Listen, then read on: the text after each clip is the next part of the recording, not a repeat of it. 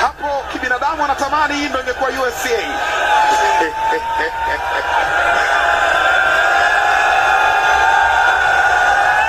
La Roja, Hispania, machampion wa FIFA World Cup 2026, fainali za 23. Wao wamebeba mara mbili. 2010 ilikuwa mara ya kwanza, 2026 ni mara ya pili. Hakika wamestahili, hakika vijana wamepambana, wameonyesha ubora tangu mwanzo wa safari mpaka mwisho wa safari. Ni kombe la dunia la kipekee ambalo limefana kweli kweli. Limeshuhudia Lionel Messi akidondosha chozi katika ardhi ya Marekani. La Roja, Hispania, Azam TV inastahili maua ya aina yake kuhakikisha michezo yote 104 ikiwa live mbashara kwa ustadi wa hali ya juu.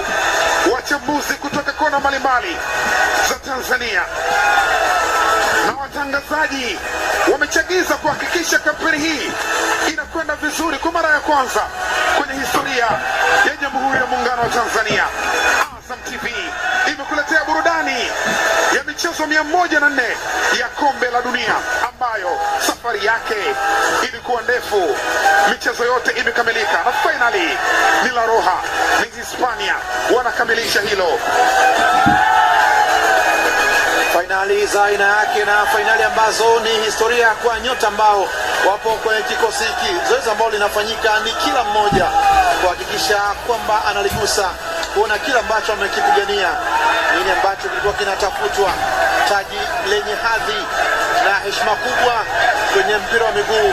Wanajipanga na nyota wengine kadhaa, staff kwenye benchi la ufundi na viongozi mbalimbali kwa ajili ya nahodha Rodri kulinyanyua tena na kupata picha nyingine ya pamoja kwa wote ambao wamehusika kwa namna moja ama nyingine kwenye safari ya kulitafuta taji hili. Kijana Rodri ambaye Pedri amepata nafasi ya kulishika, lakini kocha Luis de la Fuente profesa na anapata nafasi ya kulinyanyua. Furaha ya aina yake kwa vijana wa Hispania.